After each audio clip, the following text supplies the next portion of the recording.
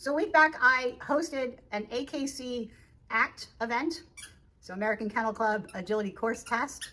And within that event, I did a kind of a seminar, a mini seminar on some of the do's and don'ts for AKC agility. And within that mini seminar, I talked about the gate sheets, the run orders that are outside of each class. So this is specific to the Pacific Northwest. It is specific to AKC, and it can even be a little bit specific to the trial secretary or the volunteers that they bring in, that the club brings in, and how they set up and do their gate sheets.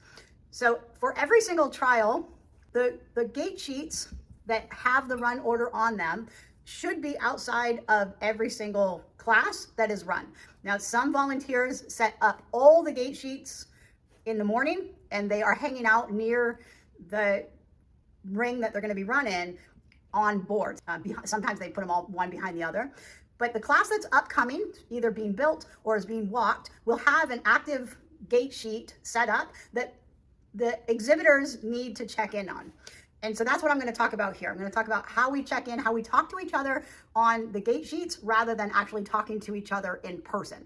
And also how to figure out where you're at in the run order from a distance, and how to move your dog up or down in the run order, what's allowed, what's not allowed, and then what some of the symbols mean that you may see on any gate sheet in the Pacific Northwest. All right, so this is a sample that I have drawn up that you're looking at right now. It is set at novice standard, so there's novice standard right there.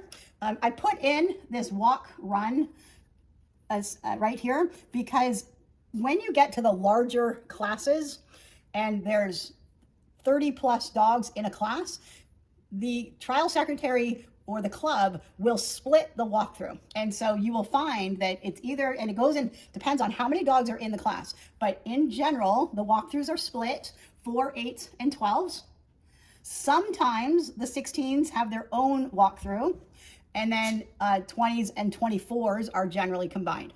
The 16s at times can be combined with the 4, 8s, and 12s, or the 20s and 24s. And so you need to look to see or listen in the club's briefing where the 16s are running. So if you're in the 16-inch group, sometimes you're going to be walking with the small dogs, and sometimes you're going to be walking with the large dogs. So you want to know that so that you get in for your correct walkthrough.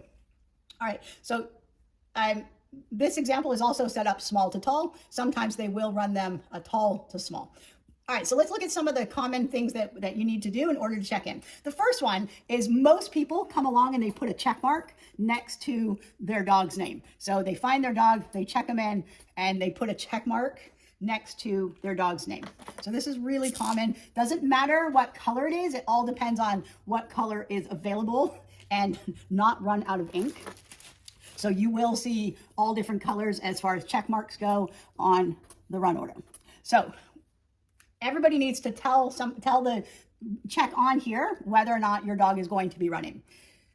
Let's say that somebody decided to scratch or they haven't been there, and somebody knows them and they know that they've scratched, then they can go ahead and cross out the dog's name, but write scratched. So what that means, so either scratched or ABS, absent. So ABS means that they just never showed up. Scratch means that they're there at the trial site, but they've decided not to run in that class for that day. Make sure that your dog is checked in, right? But some people, like this one right here, they are running 2 dogs. And they're running 2 dogs within the same height group. So when you have the 2 dogs that are set up back to back, and they're very close together, I'm going to talk about one scenario and then I'm going to go on to other scenarios. So when you have 2 dogs that are very close together, go ahead and give one of them a C, and that means conflict. So C equals conflict.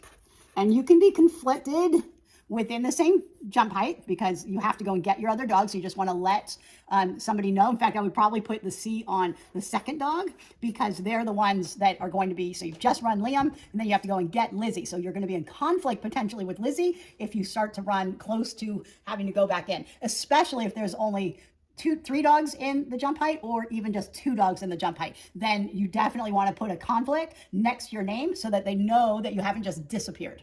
The other reason to do a conflict is if you're running two dogs in two separate rings, but you think that they're going to be running very close together, or there's going to be a walk-through run conflict. So any sort of conflict where you're running multiple dogs in multiple rings, go ahead and throw a C next to your dog's name so that the gate steward and then the scribe know that you're around. You're just a little conflicted. Try your best to keep the gate volunteer, the gate steward, keep them informed on where you're at, where you're at in your conflict. One thing that's very important to know about conflicts, that if they run to the end of the order, and so you have not run your dog, and you're sitting on the very last dog for the class, they will not hold it very long to get you back in. So you have to be unconflicted by the last dog, okay? Hopefully the last dog in your jump height, you can grab that spot, but definitely by the last dog of the class. All right, so here's another scenario with being conflicted is that you are in AKC, you are allowed to split your dogs. All right, this is local trials, not big national shows, but local trials. So what you do is, I'm gonna write this in red so that you can see it a little better. What you do is you take your dog's name and you circle it, and then you go the direction that you're going. And then you rewrite your dog's name down at the bottom, okay? And you can write their name, give them a check mark, give them a C. You can write your own name if you want. There will also be, you'll be given an entry number. You can write that entry number, but mostly the dog's name is the most important part of dropping a dog down. Now, what's important to know in AKC is that you are only allowed to move the dog on top up, and you're only allowed to move the dog on bottom down, okay? You cannot flip them. You cannot move this dog up and this dog down. That is not allowed, okay? So you can move the dog on top up, and you can move the dog below them down, but you cannot flip them, all right? What happens when there are a lot of dogs? So when you get into the upper levels, you can have upwards of 60 to 80 dogs running in one class. And sometimes it's very, very difficult when everybody's crowding around the run order to see where you're at from a distance. And so what I like to do, I'm going to add dot under 8 inches. I'm going to put dot in, give dot. So sometimes you will see a dog handwritten in, and this is because they may have moved up from the day before. They got their title, and so they've moved up. So, or maybe there was a mistake and they were never added to the run order. So sometimes you will see dogs handwritten in for a variety of reasons, that they are part of the run order. So you do want to pay attention to how many dogs you are.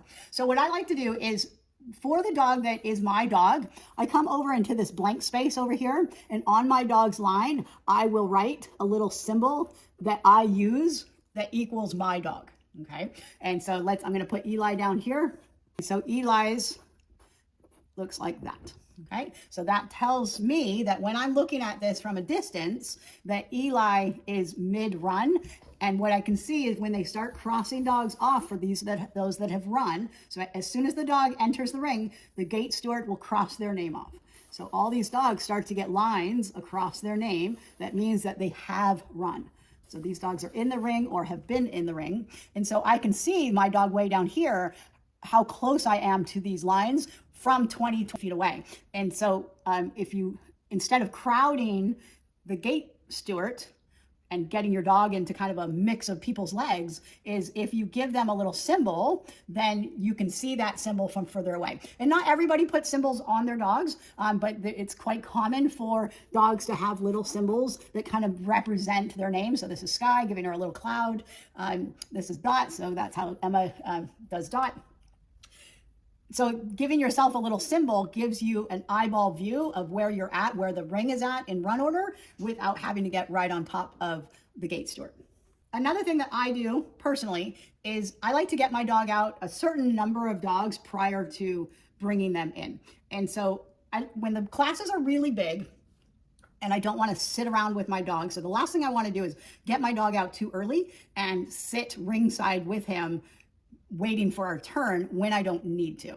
And so what I will do is I will get a marker dog. So I will count up a certain number of dogs, and I will usually pick a dog that is different from the rest, or a dog that I know. So Sky is a standard poodle. And so what I would do is I would make Sky my marker dog. So that's 1, 2, 3, 4, 5, 6, 7, 8, 9 dogs. Generally, I like 10 dogs, but so 9 dogs away. When Sky goes into the ring, I'll say, all right, Sky's in the ring. I need to go out to the car and get my dog.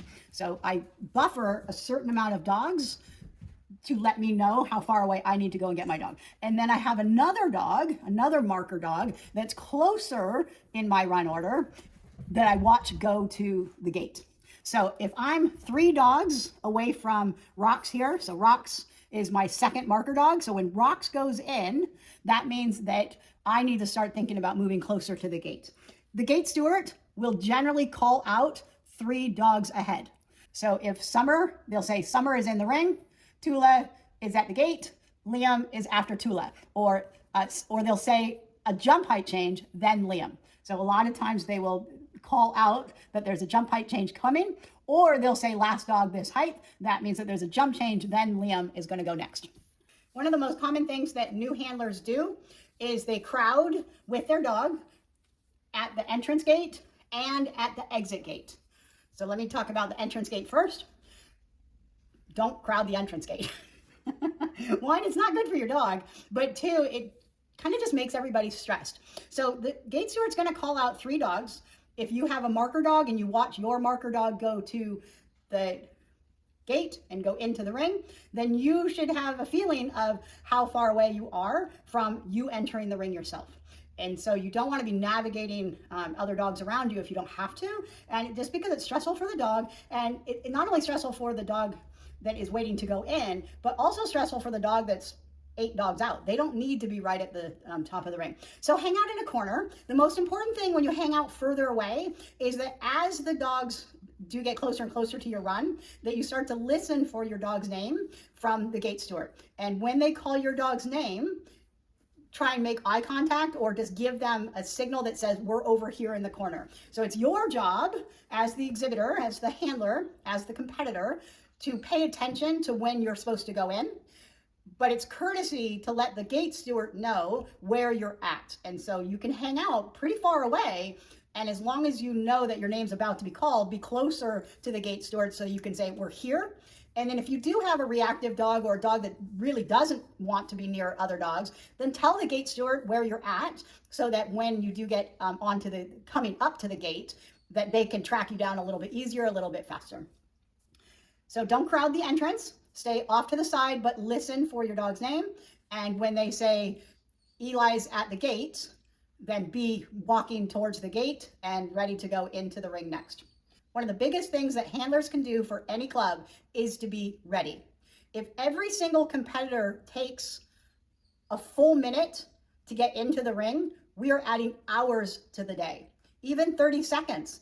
It's a half hour here, half hour there for every single class can add in wasted time just waiting for people to go into the ring, looking for people to come into the ring. So if you're conflicted, that's one thing. If you're in conflict, that's one thing. But if you're just not paying attention, that's a whole other thing. So please try and pay attention, but also don't feel rushed, right? Like take your time getting there, but be ready to get there. And as you go up in levels, you definitely want to be able to get in and out of the ring faster and faster and faster. You know, at the same time, sticking with your dog, connecting with your dog, not losing out on the crate to gate scenario, but learning how to work within a little bit more streamlined fashion. Now, let's say that you're the last dog to run. How do you figure out how long that's going to be?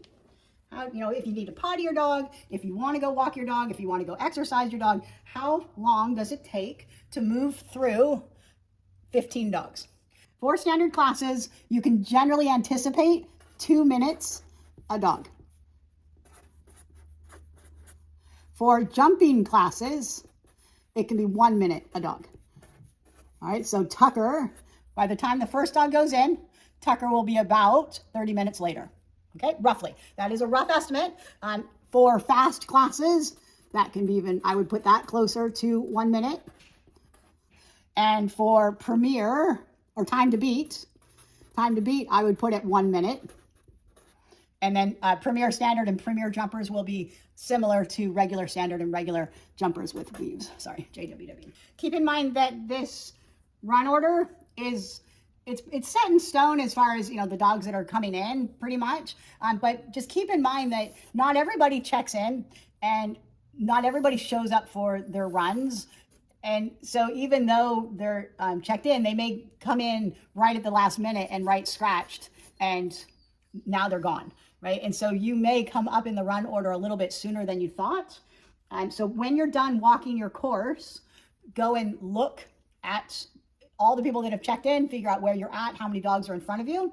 But then when you do go and get your dog, I would come back and just make sure that the few dogs that are in front of you hasn't changed dramatically. And this becomes especially true on the very last class of the day. A lot of people are going for certain titles, and so one class may be dependent on another, or just something happened and they decided to call the last day. Maybe the trial's running way too long and they got to go. And so at the last minute, you can have some scratches or absent dogs that you thought were there because they were there in the morning, but now they're not.